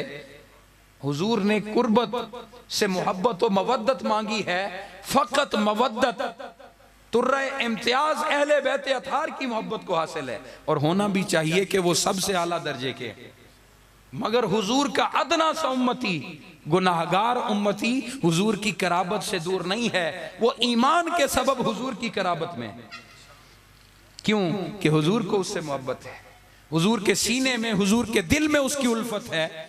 इसलिए सिर्फ एक खानदान की इज्जत और अजमत हमने करनी जरूर है, उनके कदम जरूर चूमने हैं, उनकी इज्जत करनी है, मगर हमारा अखलाक ये हो कि हम किसी इंसान की भी तहकीर न करें, हर किसी को इज्जत दें, मगर जो हुजूर की आल में से हो उसको थोड़ी और निराली इज्जत दिया करें। जब ऐसे हो जाएंगे तो हुजूर हमसे राजी हो जाएंगे। इसलिए किसी गरीब के कपड़ों को देखकर उसे हकीर न जाना करो, किसी गुनाहगार को देखकर उसे गुनाहगार समझकर उसे दूर न भगाया करो। क्यों? कि ऐन मुमकिन है, औलिया फरमाते हैं कि नफरत हमेशा गुनाह से किया करो, गुनाहगार से न किया करो। क्यों? कि एक वक्त तुम पर भी आने वाला है, एक वक्त उस पर भी आने वाला है। अल्लाह तुम पर सख्ती करे और तुमसे हिदायत छीन ले, तुम गुनाहों में चले जाओ, और अल्लाह उससे हिदायत दे दे और वो नेकी की तरफ आ जाए। भाई अल्लाह किसी को जवाब दे तो नहीं है, हर कोई अल्लाह को जवाब दे है। लिहाजा हर घड़ी अल्लाह के हुजूर जिस तरह इमाम ज़ैनुल आबिदीन की रियाज़ारी किया करते थे, मुनाजात किया करते थे, और रिवायतों में हजरत इमाम ज़ैनुल आबिदीन की मुनाजात कसरत से रिवायत की गई हैं। कभी उनको पढ़ो, उनका तर्जुमा पढ़ो, तुम पर खुलेगा कि हजरत इमाम ज़ैनुल आबिदीन किस दिल के मालिक थे, अल्लाह से उनका ताल्लुक क्या था। बस इस गुफ्तगू पर मैं आपसे इजाजत चाहने लगा हूं। तवज्जो है सारे अहबाब की। हुजूर गौसुल आजम ने फरमाया, अपने उस बर्तन को धो लो जिसको मैला कर चुके हो, उस बर्तन को धो लो जिसको मैला कर चुके हो। आपका इशारा इंसान के दिल की तरफ था। अल्लाह के महबूब ने फरमाया, अल्लाह तुम्हारे चेहरों को नहीं देखता, काला है सफेद है, अल्लाह को इससे कोई गरज नहीं। लिबास को अल्लाह नहीं देखता, बड़ा एहतमाम से लिबास पहना है। हुजूर गौसुल आजम ने फरमाया, उस बर्तन को धो ले जिसको तू मैला कर चुका है, दुनिया की मोहब्बत से, दुनिया की चाहत से, दुनिया से रग़बत के सबब जिसको मैला और गदला कर दिया। ए इंसान देख तो सही, जिस बर्तन में तूने दूध डालना हो, जिस बर्तन में हमने दूध डालना हो, उसे कितनी बार धोते हैं? पहली बार धोते हैं, फिर कोई रेत का जर्रा या गलाजत का निशान नजर आता है तो फिर बार बार धोते हैं। क्यों? कि एक दुनिया का नूर जिसे दूध कहते हैं वो डालना होता है, उसको तू इतना धोए, इतना साफ करे, इतना सुथरा करे कि दूध जैसा नूर डालना है।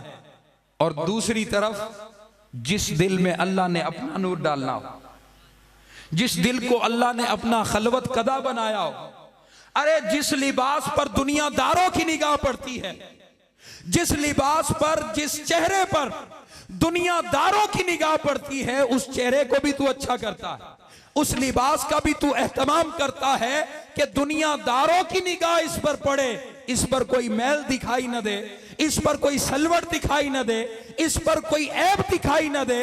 अच्छे से अच्छा लिबास पहनता है, चेहरे को साफ सुथरा करता है, मगर जब अल्लाह रब्बुल इज्जत के लिए दिल संवारने की बारी आती है तो दिल तू दुनिया के हवाले कर देता है, दिल तू दुनिया की मोहब्बत में लगा देता है, दिल को तू दुनिया की मोहब्बत से मसरूफ रखता है, इसको तू अल्लाह के लिए साफ नहीं करता। अजीजाने गिरामी, इस दिल को साफ करो, इस दिल की खेती को आबाद करो, और उसका एक ही जरिया है, कुल इन कुंतुम तुहिब्बूनल्लाह फत्तबिऊनी युहिब्बुकुमुल्लाह। महबूब फरमा दे, जो मेरा महबूब बनना चाहे, मेरी बारगाह में शान महबूबियत पाना चाहे, फत्तबिऊनी। फा का यहां आयत में एक माना है, तौज़ी अलग तलवी किताब है असूल फिक़्ह की, उसके अंदर हरूफ मानी व मबानी की बहस है, जिसके अंदर फा का एक माना है कि जब ये हुक्म मिले फा के साथ तो उस पर फौरन अमल किया जाए, फौरन जो ही हुक्म सुनो उस पर अमल करना शुरू कर दो। अल्लाह ने फरमाया फत्तबिऊनी, ए महबूब जब ये आपका ऐलान सुने, फत्तबिऊनी, फौरन से आपकी जात पर के पीछे चलना शुरू कर दे, मैं इनको अपना महबूब बनाता चला जाऊंगा। अल्लाह रब्बुल इज्जत हमें शान महबूबियत अता फरमाए, अल्लाह हमें अपना कुर्ब अता फरमाए। हुजूर अलैहिस्सलातु वस्सलाम की सीरत, आपकी उल्फत, आपकी चाहत और आपकी आल की बेलौस मोहब्बत हमें अता फरमाए। और अहले सुन्नत का अजीज़ान गिरामी तारीफ यही है इन आखिरी कलेमात के साथ कि अहले सुन्नत की तारीफ ये है कि जिस जैसी तौहीद कहीं ना मिले,